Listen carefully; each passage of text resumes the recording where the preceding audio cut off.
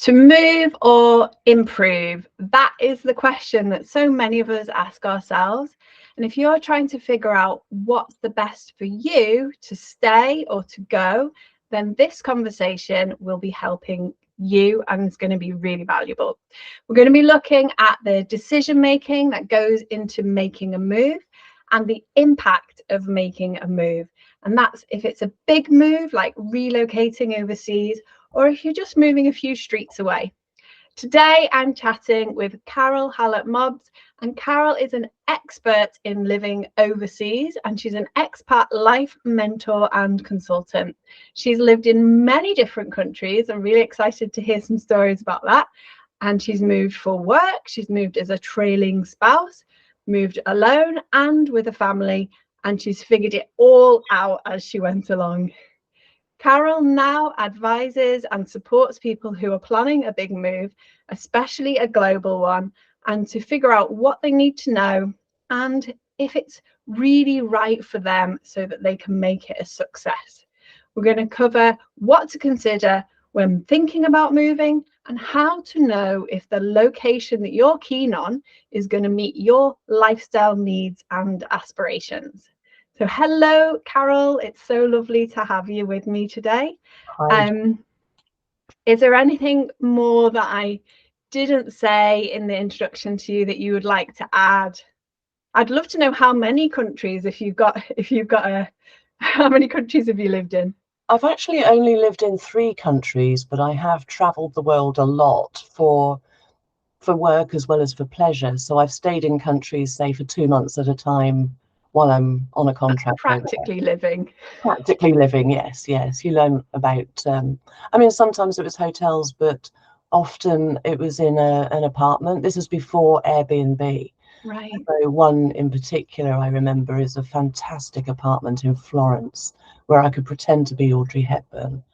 And it was unbelievably gorgeous, very, very old, opposite the Duomo. Oh, I mean, wow. living the dream. That sounds amazing. Sounds beautiful.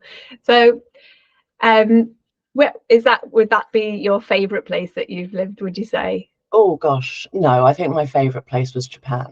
Right. Or South Africa. It's hard to tell. I've lived in Japan, Germany, and South Africa. Japan was an amazing city to live in. Germany was a fantastic house with a giant garden and a basement.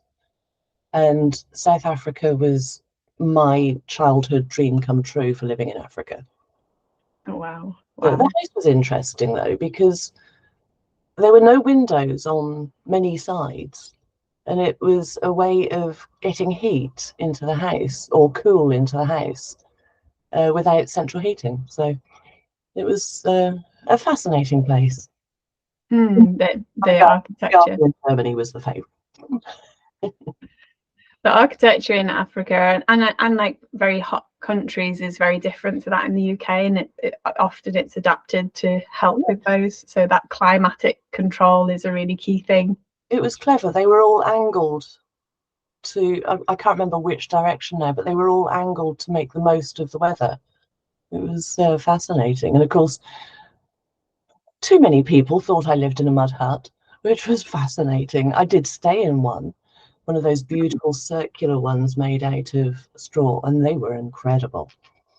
Yeah, they've got really good thermal qualities, and that's when you're angling the windows to the sun and you're optimizing solar gain or minimizing solar gain, whatever the reason, that's called passive solar design. There you go. That's so cool, thank you. So what would you say is the first thing you should consider if you're undecided about if you should move or if you should stay? Well, normally people move for a better life, and that, I think, covers absolutely everything. It may be that you're moving into a school's catchment area so that you're giving your child a better life, a better start in a better school, if you're able to get in, but let's not talk about that. People who move overseas are also moving for a better life, and a better life can mean so many things to so many people. It's if I list them now, I will be here forever, taking up your precious space. So it's really defining what a better life looks like for you and for your family. And if you feel like you already have a fabulous life, that there's nothing you'd want to change, would you say stay where you are? Or do you think it's possible to like replicate or even improve on what you have if you were to move? Interesting. A lot of people who move overseas make massive assumptions that the grass is greener on the other side. And it's one of my stock phrases, if you like. The grass may be greener on the other side, or it may be greener because it's fake, because you're looking at it through rose-tinted spectacles. Or it could be that the grass is only greener there because you're not watering the grass where you are. And it may be that you do have the best life where you are right now. And it may be just, let's do the typical British thing. I don't like the weather. I want more sunshine. My life would be so much better if I have more sunshine. And for some people, that is true. I mean, seasonal affective disorder is a real thing. Yeah. But is just sunshine a reason to move? I will say no. I mean, I lived in Spain for a few years, and I would say that the sunshine difference between Spain and particularly Edinburgh, where I studied, did make a massive difference to the quality of my life. And I hadn't really thought that my life was particularly affected by sunshine, but I definitely did notice that especially in the winter, I was happier, felt more outgoing, and lots of things felt easier to do. So I think you're right. I think it can, that sunshine factor does make a difference sometimes. I know that it can. My mother is very badly affected by SAD. I am absolutely the reverse. I am loving this summer. You're like a vampire. I am absolutely a vampire, and I find the heat very, very hard to deal with. But that's me. I realise that I'm a very strange Brit. No, well, that's everybody's different. My dad prefers cool and shade as well, whereas I'm take after my mum. She loves baking in the sun. I can't do that, unfortunately, with my skin, but I do like to be warm. You're solar powered as well. Yeah, unfortunately, I just don't have the melanin. When you're speaking with your clients and they come to you for advice and guidance, are there any frequent phrases that people say to you when they're kind of undecided about what's going to be the best decision to make? And when they say them, you can really, like, that helps you to identify, yeah, this is going to be a great move for you to make. Yeah, it usually takes a bit of a conversation. Yeah. And I find it ends up as being something very instinctive to me. So I ask people about their current life and about their usually children. And the main worry that they have is they're going to ruin their children's life. And if you're coming to me with teenagers, my first thought is, yeah, because moving with a teenager is special. But once I've spoken to them, thinking of my most recent client, after speaking to them for an hour, I was very much, yeah, you need to move. This is going to be the better life for your child, for you. And I have a bit of a strange idea about how certain countries work for certain people. Now, this particular client couple, one of them was from Spain and the other one was from Eastern Europe. And they were currently living in a Nordic country. And neither of them were happy. And I categorize countries and people as fire and ice. Now, fire country would probably be Latin. I haven't really crystallized this idea. It's just something that seems to happen. So fire countries are usually based on Latin countries, so Spain, so Italy. Whereas an ice country would be Nordic countries or Germany, for example. And some people suit different countries depending on their personality. And you can have, say, German folk that would be better off in a fire country. I can ramble about this because I haven't clarified it, but for this particular couple, they wanted to make sure that it was going to be the right move for their teenager. And I absolutely agree. I've heard from them in this last week, and they are moving. So it's always about, are we making the right decision? And they want to talk it over, and they want to get some insight, sometimes into the specific country. And because I have traveled extensively, I can usually pinpoint whether it will work for them. But ultimately, there is an indecisiveness. And if there is an indecisiveness, there is usually maybe one or two reasons that they should stay. If you want to go, that is what you want to do with every fibre of your being. So coming to talk it over with me, they don't know. And sometimes I have said, no, don't. And I've been called a dream killer for that. For many years ago, somebody wanted to live 6 months in one country, 6 months in another country, and how to find a school that will accept that. Yeah, that's really not going to happen.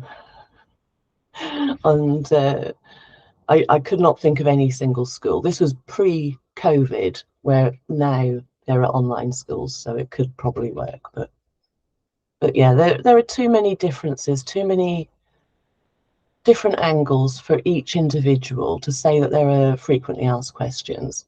But it's usually, are we making the right choice?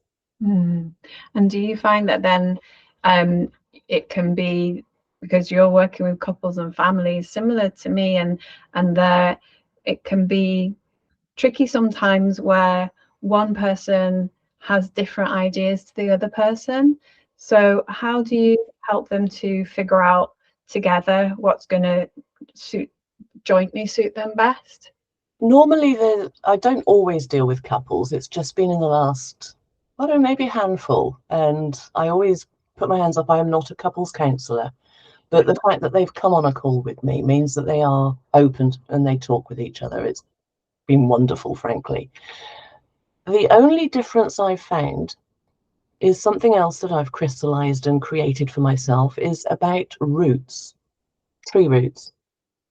Some people have very deep, solid tree roots. So they are rooted to an area, they are rooted to a county, perhaps, they are rooted to a city, because that's where they've grown up. They feel incredibly comfortable there, and they have a wide circle of friends, their support system. And then you have people with shallower roots, and these would be the people that have moved around as children, military or foreign office, and their roots aren't necessarily to a specific area. So they're more comfortable living anywhere. And this is, again, referring back to another client recently. She had very deep roots. He was ex-military. So they have completely different ideas. They had moved overseas.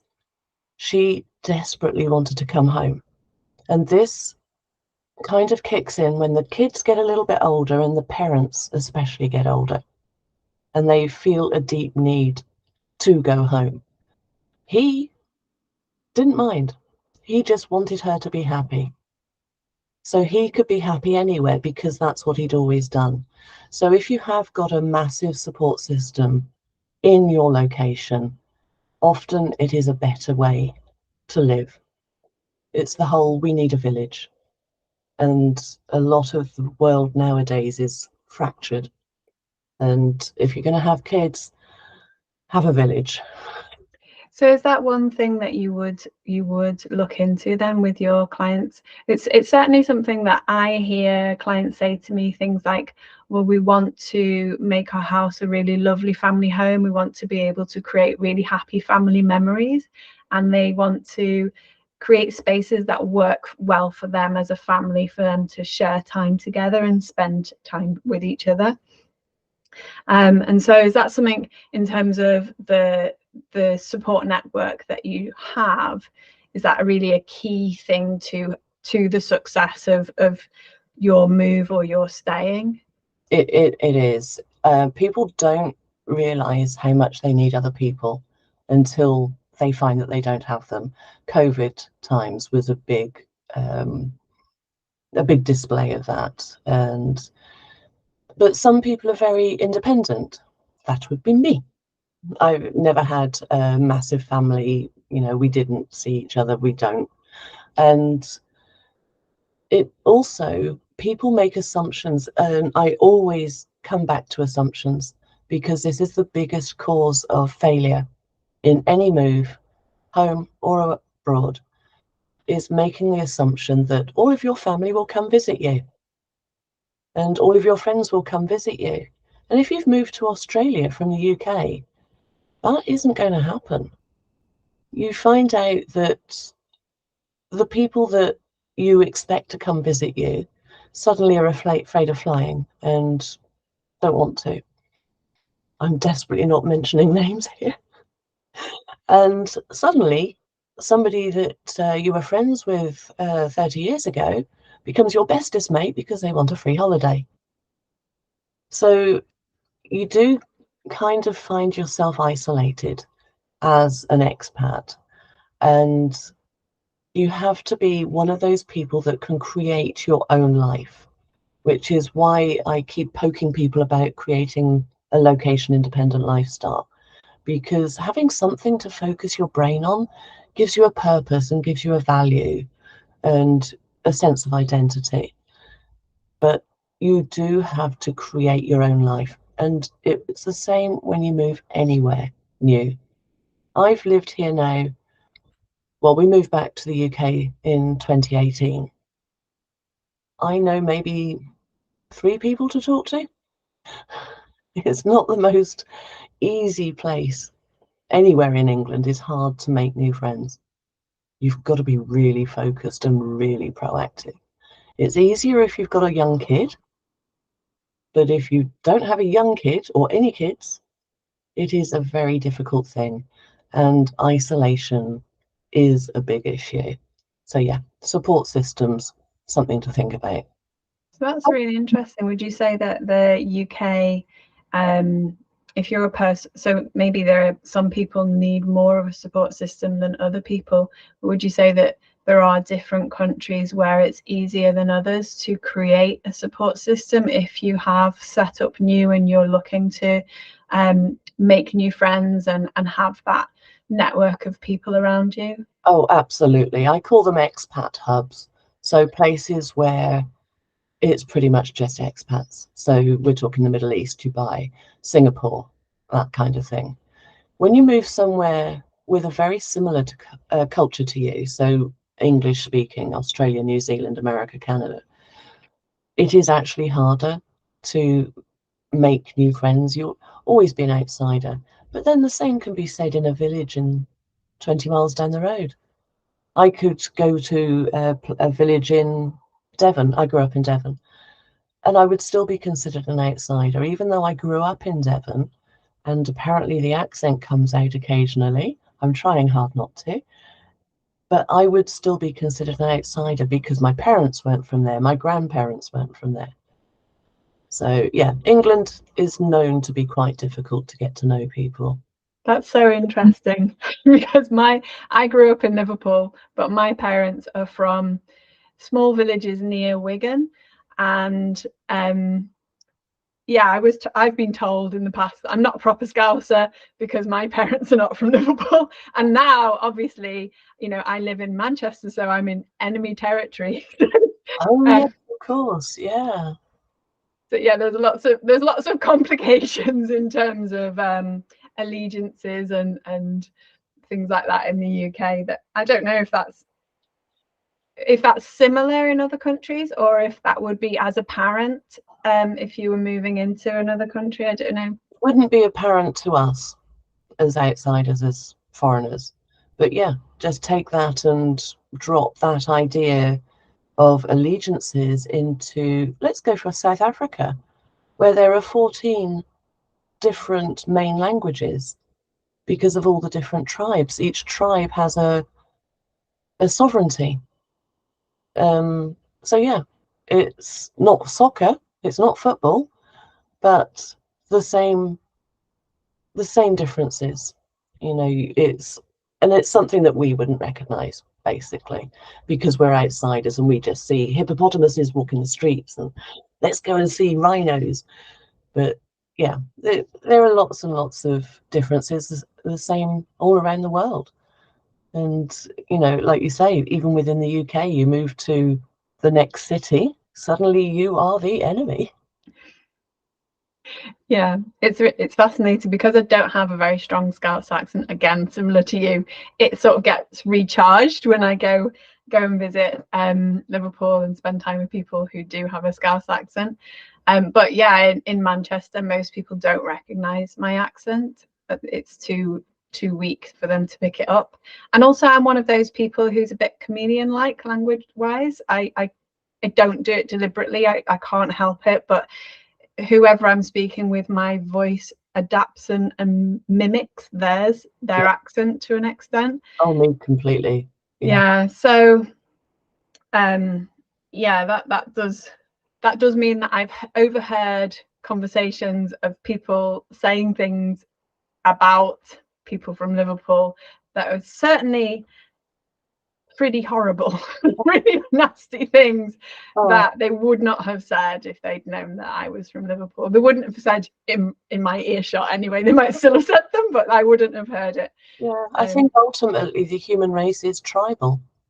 And when you go to an expat hub, the tribes always stick together. So you'll have an American group, you'll have the British group, you'll have the French group. That's interesting. You know, when I lived in Spain, I would, if I heard English being spoken, I would do a 180-degree turn and walk the opposite direction, because I was really wanting to immerse myself in the culture, learn the language, just speak Spanish. Well, I was living in Barcelona, so I was trying to speak Spanish in Barcelona, which is also, you know, because there's Catalan and Spanish there, so it's a little bit of a, you know, there's other political things going on there anyway. Yeah, that's the thing. It's only when you actually live there that you recognize what's going on. Otherwise, you're just on holiday. It's like people going to an all-inclusive hotel. Why? Why do that? And I don't care if that's controversial, but why fly all that way just to see other, you know, nations like you and eat fish and chips? And you've got this entire country that is fascinating, the culture, the difference. I mean, immersion is great. Some people try to take it too far. And I could never, for example, I could never be seen as Japanese. I could have been born in Japan. I could be speaking the language like a native. I will never be Japanese. I'm 6 foot tall because, you know, you don't know me. I'm sitting on a little square box, but I could never be Japanese. And people do try deep immersion, and it doesn't always work. So embrace your outsidership and just be the best person you can be. Yeah, that's an interesting thing to say. Now, you mentioned the location independent lifestyle just before, and I'm really interested in hearing more about that. So how would you define that? It's a lifestyle, not a job. It's something that has become incredibly, I wouldn't say popular, that's not the word I'm looking for, but since COVID times, when working from home became the norm, a lot of people have really resisted going back to the office. So a location independent lifestyle is something that you can do from anywhere. And all you need in the main is yourself and your brain. And I didn't intend to make that rhyme, but it works beautifully for people, for example, in the military. They're moving usually every couple of years. It's quite a difficult life. So you have to move your entire house and move into another magnolia box, they're called, and carry on if you've got your own business, because you can't just leave a job and find another one. It is not that easy. And if you've got a career, something that you're working hard towards, you can't easily pick that up. Now, I've been location independent for a lot less time than many people think. When I first moved to Japan in 2006, I actually had to sell a business. I was a publisher. I had my own publishing business of a magazine, the real thing, the ones that you can touch. So I had to sell that. And I stayed working for a while, freelance writer and a freelance webmaster for publishing companies. The time difference was a bit much, especially on deadline day where I did not get sleep. So I eventually stopped that. The next business that I created was completely wacky, writing letters from fairies. And that worked beautifully from Japan. Japan has the most amazing postal system, and it's cheap, and you get beautiful stamps, and they take great care, and everything arrives. And then we moved to Germany. It took me 2 days to find a post office. It turned out to be a mile away, and the cost of posting my little fairy letters was astronomical. So I had to stop that business. It wasn't location independent.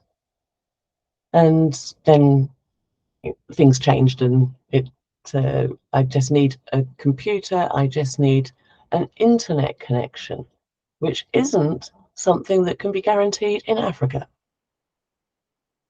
But all kinds of things can be location independent. It isn't all about the laptop lifestyle.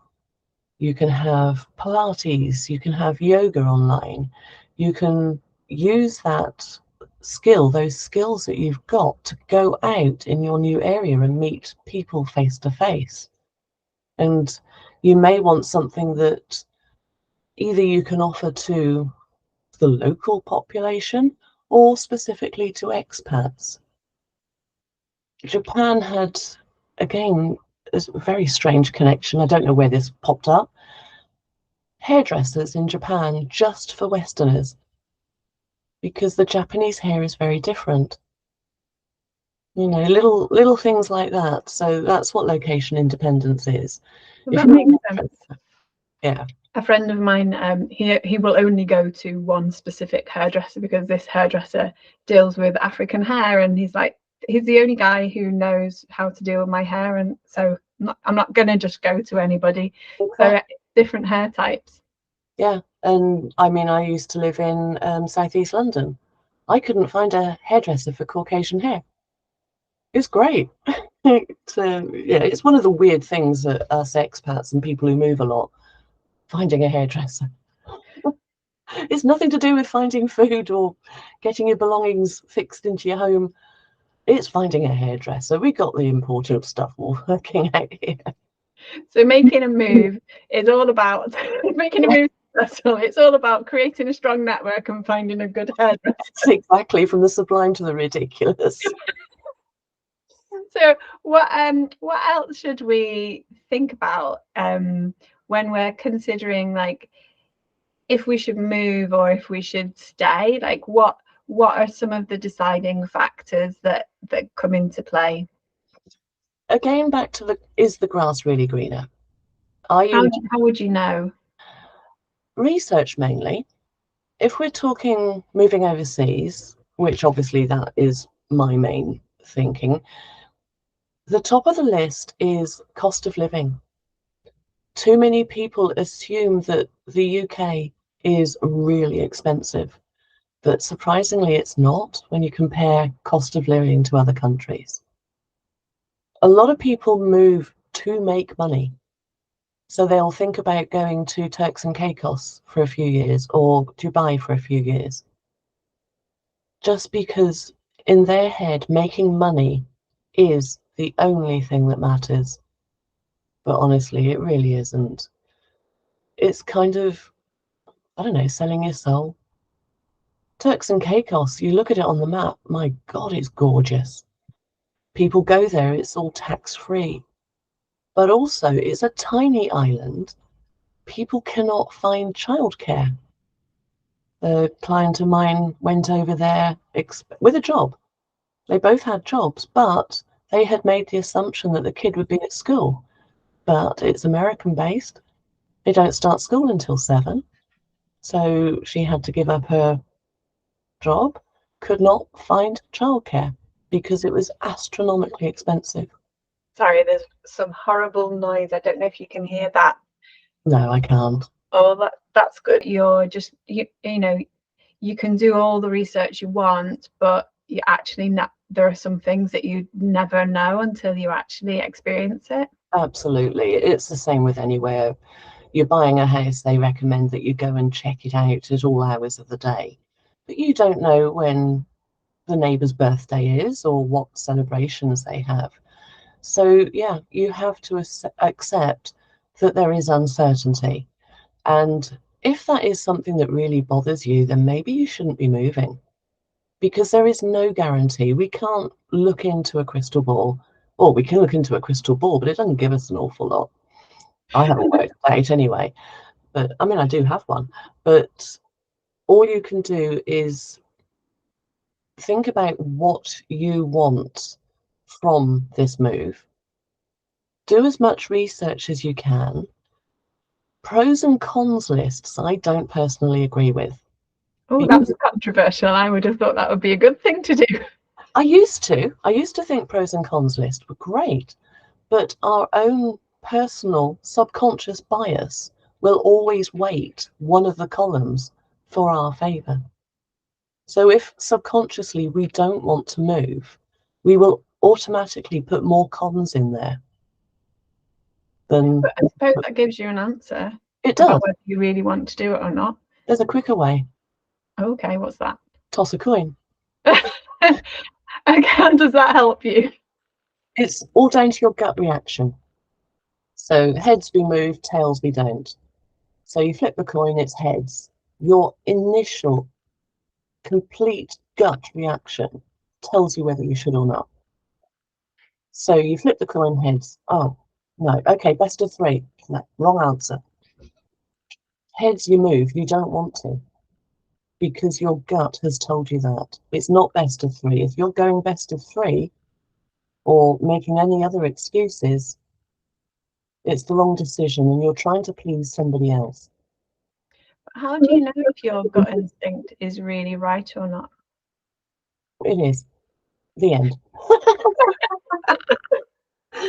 Okay, it may not be right, but it means that there are subconscious issues that you need to explore and try and pull out of yourself, which is a really strange word to use when you're talking about gut. But it does mean that you're not as on board with the move as you thought you were. I find that people who want to move with, like I said before, every fibre of their being, they just do it. And then they fall into problems. But that's because of their assumptions, the assumption that it will be a better life, it will be cheaper life. There were, again, another client, they moved, sold everything, and literally sold everything so they could save money on the transport costs, because moving across the ocean is pretty expensive. They hadn't factored in cost of living in this new country. They've moved because they wanted a better life for their children. They wanted to have an outdoors life, which is another common one, when they've never been an outdoors family in the first place, which is weird. But they moved, they didn't realise how much utilities were, the fact that they're not allowed to buy a house in that country, which happens quite a lot, and they both had to get a job, so they couldn't spend as much time with their children. Things started going downhill with their relationship, and they cannot afford to move back home. That sounds like a really sad situation to be in. It really is. It's absolutely heartbreaking, and I wish that was just one. It's so important to, if you're moving to a different country, to factor in cost of living, and there are lots of tools out there that can help you do that. It sounds like it's also important to have an exit plan if it doesn't work out. I agree, and that's something that's actually quite difficult to plan in. And I call it plan A, plan B, plan C. When I was in Japan, we had the big earthquake. I was in Japan for the big earthquake. A lot of people left within days by their companies. Their companies moved them out to, I think they went to Singapore and Hong Kong with the idea of it being temporary.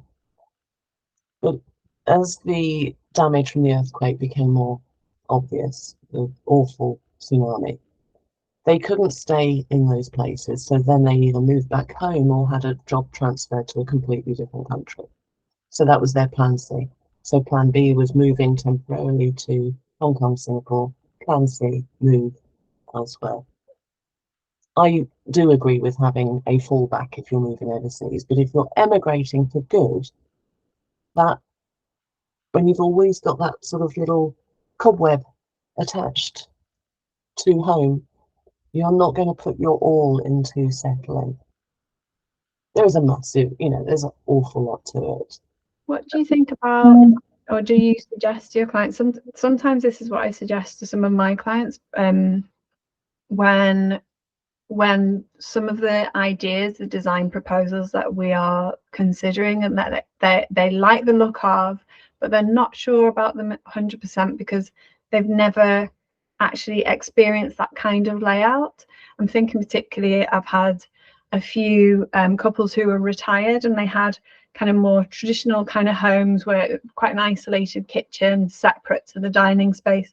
And being retired, they had time, they were full of energy still, had plenty of life, and they wanted to be able to enjoy socializing and have their friends and family over and have a more sociable space. And for a few of those clients, I've redesigned their homes to have like a more open plan kitchen diner. And I had one client who she was like adamant she definitely didn't want an island and she definitely didn't want an open plan kitchen diner, and that's what we designed, and that was the preferred design. But she wasn't really sure. He was quite convinced, but she wasn't sure. And so I suggested that they might go on holiday with some friends and rent a holiday home that had that kind of layout, and they could literally test it out. I mean, going on holiday is really different to living in a place, but would you recommend some kind of testing out, and how would you suggest people do that if that's a good idea? Well, firstly, that is an ingenious solution from you. I love that. It's go and live with it for a while. Yeah. I always say to people, go and rent first. Go and Airbnb, which is an incredible solution because you don't know where you're going to end up. So on the map, on Google Maps, this place looks really fantastic. But come nighttime, suddenly there's a load of red lights going on and off because you are next to the strip club. Yes, that has happened. Not with me, but you don't know until you get there. And when you move with a business, so my life is the business moves us, we have no idea where we're going to live, literally, until we arrive at the house that's been provided for us. Now, the businesses have houses usually near to work. But if you've got kids, you really want to be near school because you're going to be staying at home all the time. Your kids want friends. They want to be close so they can come back and play. You want your kids to have a better life. So have a Airbnb for just trying out different areas, trying out a different move. Again, I shall refer back to a client. Loved going to Turkey. Absolutely loved going to Turkey for their holidays.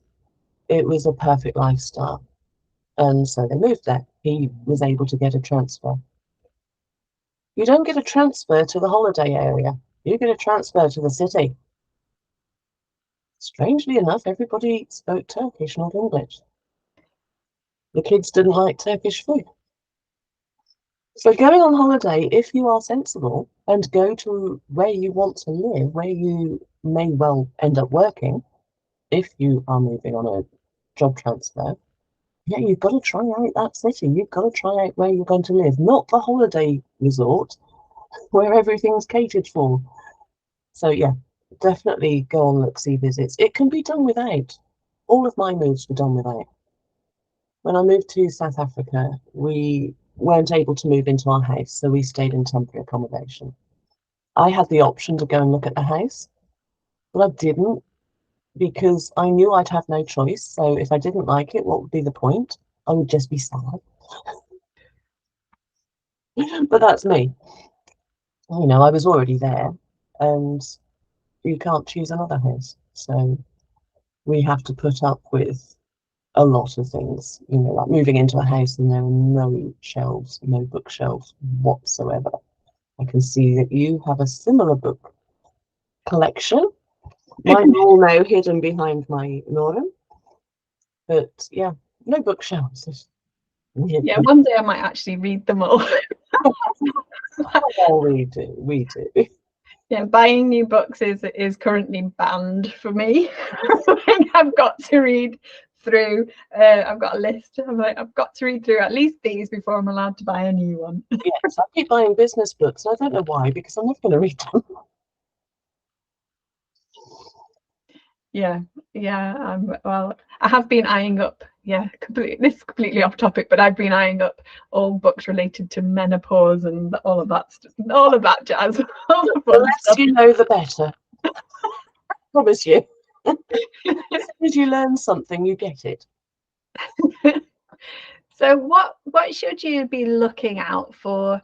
You know, when you're doing your research, what should you be looking for to know, you know, what's going to really, how do you know what's going to tip the balance of whether it's going to be right for you or not? And how do you figure out what are those important things to start to research and look for?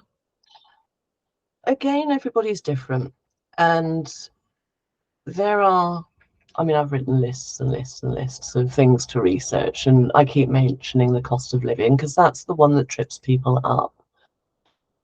You've got certain aspects that are really important, and I call those your priorities, your lifestyle priorities, and your deal breakers.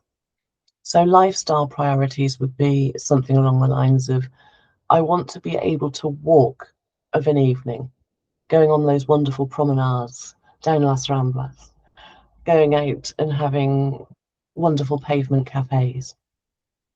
So don't go to South Africa where you can't walk anywhere, or is it Los Angeles, where everything is driving.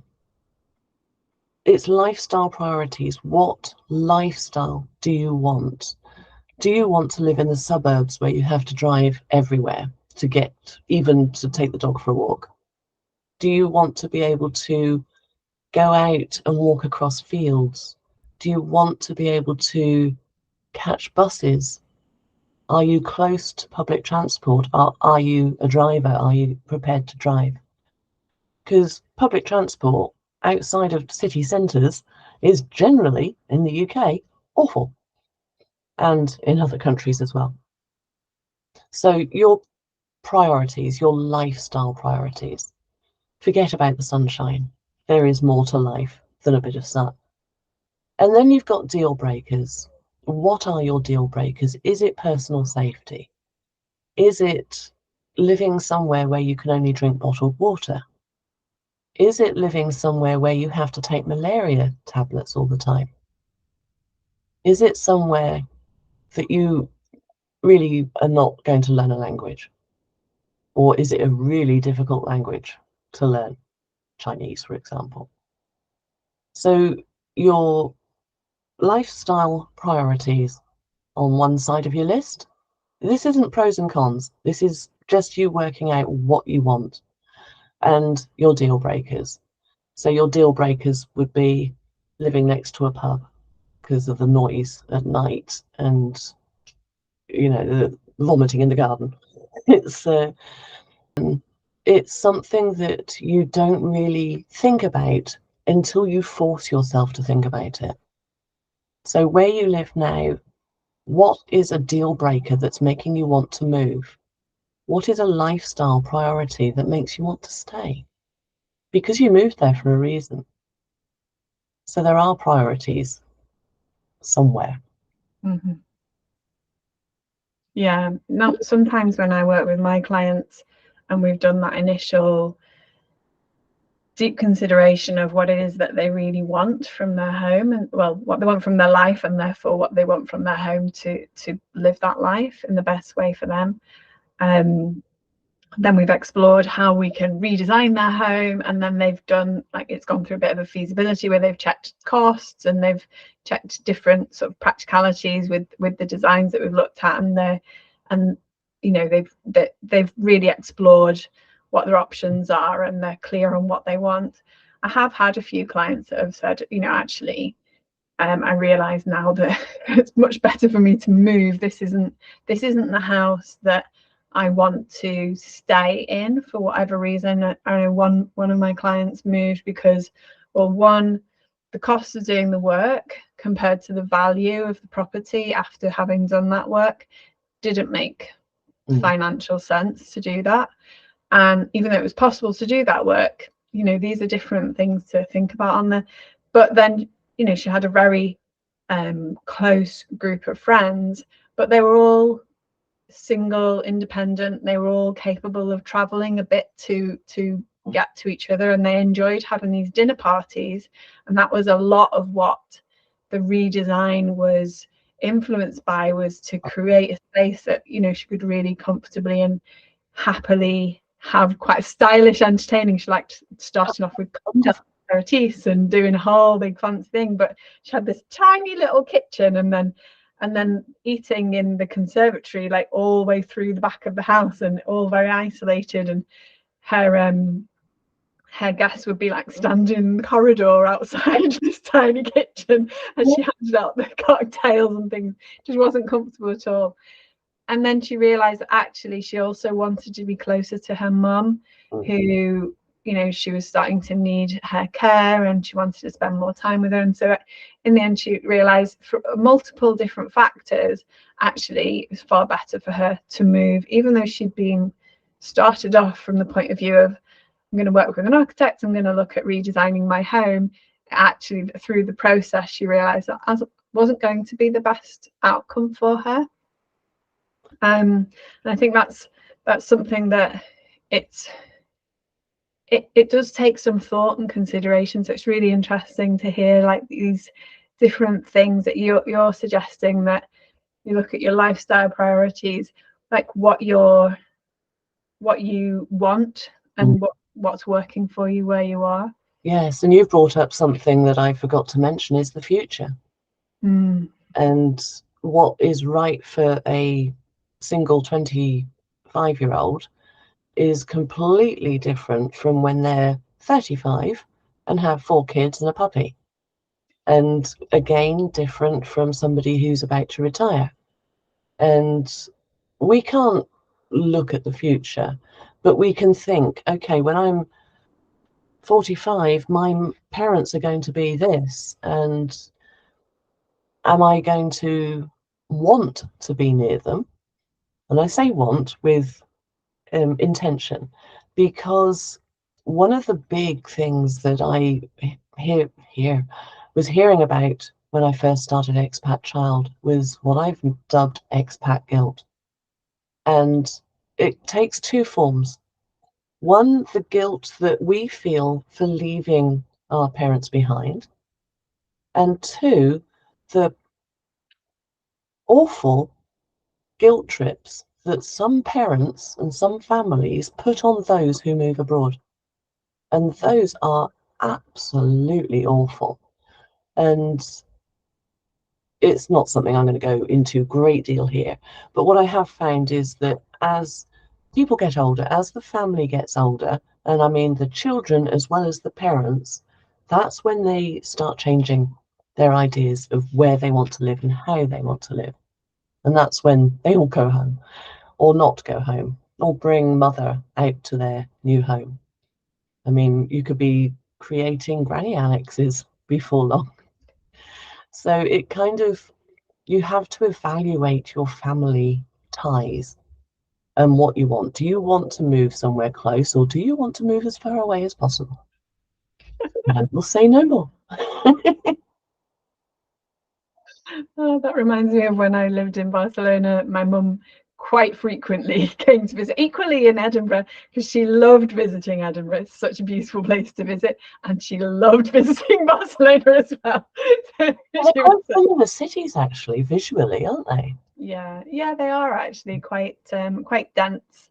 Yeah. Similar sort of height as well of buildings, really, and that tenement type style living flats.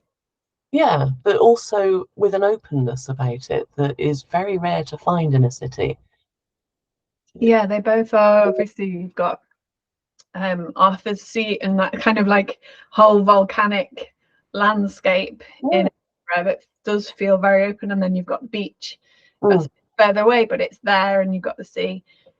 Similarly, in Barcelona, you've got the sea and the beach, and equally you've got Montjuic, all the Olympic Village stuff, and then you've got so they are quite similar landscapes actually when you think about it.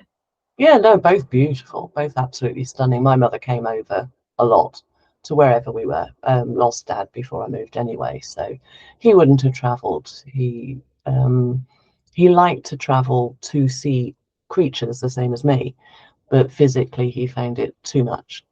But I don't know if I would have moved if Dad was still alive.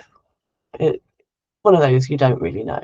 And again, with not really knowing, so many times you don't know what it's going to be like until you live there. And that's one of the risks, one of the gambles that you have to take. And sometimes you just have to make the best of it.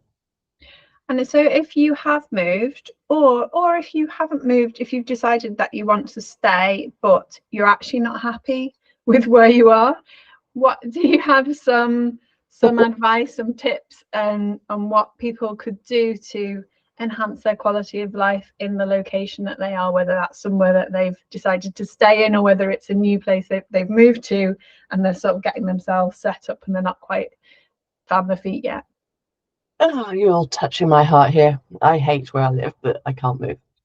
So what do? I think you can probably surround yourself in lovely, cozy things to make the room that you work in, or your space, as comfortable and things to look at, so that you're not looking out the window at the sirens and the gangs and the road noise and such, and be prepared to travel. I have to get my London dose in at least once a year, and it's the main reason I'm staying put, because that is my rule, and I am going to London at least once a year so that I can absorb the culture, so that I can feel alive, because London is my soul city. I don't necessarily want holidays now, as long as I get London. I'm going in a couple of weeks. So yeah, you have to make the interior of your dwelling work for you. And if that means angling so that you don't look out the window, just little things like that, just making the best of it, fill it up with stuff so that you've got a distraction. I'm currently filling it up with plants and cats. So there are limits. Obviously, this isn't recommended for everybody. And make sure that you can get away somewhere that makes you feel better. And when you come home, make sure that your entrance, I can't remember what they call it. So make the front of your house as pretty as possible. Curb appeal? Is that curb appeal? Yeah, when you're buying. Yeah, so you're not getting home and going, oh God. You're going home and, okay, so that looks pretty. Okay. Actually, that's something that I often advise. I ask my clients about, is how do you feel as you arrive home? Yeah. Like, what is the feeling? And that can be really indicative about the whole of your home, but also it could just be about how it looks at that very first step. And making that more uplifting can really make that coming home feel a bit more of a relief. Yeah, and I mean, I'm working from home, so I don't do the coming up to the door thing, but I know that as I come home, I will have a dog waiting for me or one of the cats. I don't need much. Something with 4 legs, that'll do. So But would yeah, you ever move to London? oh yeah, when I win the lottery, yeah, I'm back there. I have spotted my house. It's only 5 million. I am having that house. Yes, every now and again I go onto the websites and see what's around. And this one pot, it's even got a garden. It's an actual house in fairly central London, and it's got a garden. That, perfect, absolutely perfect. So yeah, 5 million, please, thank you. That's the goal. That's the dream. It's the dream, yes. And of course, by the time I've got that money, it will have been sold. But Maybe 10 million now.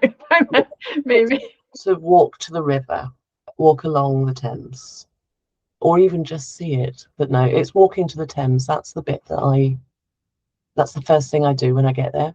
I dump my suitcase in the hotel, walk to the Thames. That's lovely. Well, it's nice that it's you've obviously got the location that you're dreaming of, and hopefully one day you're going to get to go back to. I assume you've lived there before. Yes, I lived in London for 12 years, and yeah, throughout my 20s, it was wild. So very different era, though. It's changed a lot, and mostly for the good. The regeneration that they've done is incredible. It really is. So going back there the first time after moving back from overseas, because I was overseas for 12 years, went there the first time in 2018. Whoa, this is different. So yeah, I do talk about the old days a bit too much. So I have to stop that. Yeah, I've spent a fair bit of time in London on and off. I've never lived there, but I've got lots of friends who live there, and over the years, moved there because that's kind of the big draw, isn't it, in the UK? Once you've got qualified, and that's where you go to get your jobs. Yeah, and if once you're there, you shouldn't leave, frankly. It's one of the biggest regrets was leaving, but it was the way that life was going right then. And, I got a different life out of it, so that was the main thing. But yeah, a lot of the UK is very London-centric, but it is changing, and some of the bigger towns are really coming into their own. It's interesting you say that, because so many people, especially from 2020, did decide to move out. Yes. I hear a lot of people who've decided to move out of London, and they are much happier. So obviously that's where it comes down to, everybody's got these different desires and priorities in their lives, and different places are going to suit different people. That's right. And some people are really, really country. Some people are really city. I'm lucky that I can do both, although I'm most happy in a city. I grew up very country. I can catch sheep and milk cows and stuff, but it's not how I want to live my life. But when you move overseas, some people find that they just don't feel right there. And it's all ultimately down to the fire and ice thing that I mentioned before, but also core values. And it's not so much in the UK, although I think you may find it with North and South and village. We were talking earlier about you're an outsider. But if you're somebody, for example, who is strongly political, or feminism is really important to you, then maybe you're not going to be particularly comfortable in the Middle East. Maybe if you're somebody who likes structure and rules and regulations, and knowing where you stand, and knowing that today on Sundays you must not mow the lawn, then somewhere like Germany or Austria or Switzerland would be ideal. If you like driving like an idiot and ignoring stop signs, South Africa. Well, Portugal, apparently. Portugal has one of the worst, the most dangerous roads. Really? It's Yeah. a incredibly popular country. It's very easy for some people to get visas. They have special digital nomad visas, don't they? They're changing a lot. Digital nomad visas are a fascinating research tool. They pop up with a new one each week, but you generally have to stay a certain length of time and earn a certain amount of money. And also look into taxation, because that's a whole new ball game. But yeah, they bring up a new digital nomad visa almost every week right now. And one I found out about when I went to the Place in the Sun exhibition a couple of months back is golden visas, which is for retirement. You can get certain golden visas for various countries, and you move your pension over there. So yeah, there's all sorts of different ways of moving overseas if you want to, and if you think it's going to produce the better life that you dream of. But quite often, the better life is right where you are. That's so fascinating. This has been such a great chat, Carole. It's been like there's so many things to think about. We could talk forever. Well, I think we could, yeah. I could quite happily. We've got loads of, we've not even got into all the, I'm sure there's loads of stories we could get into. But so for anybody who is watching this and is thinking, you know, actually I've always wanted to move and, I don't know, live in Italy or live in Canada, or, you know, go and backpack around the world or whatever, and do that for the rest of my life with a digital nomad visa or something. How can people best get in touch with you? What's the best way for them to contact you, and what's the best way for them to work with you? I've got an awful lot of ways to work with me, and I think the easiest one is going to be contact me at hello@expatability.net. And I've got courses to help you create your own your own location independent lifestyle.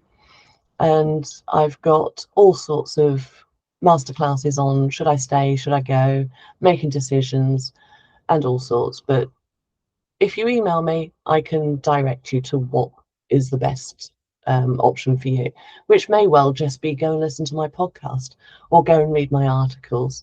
It's not always, you know, pay me and I'll tell you, because I've written and talked about so much that I've put out online for free.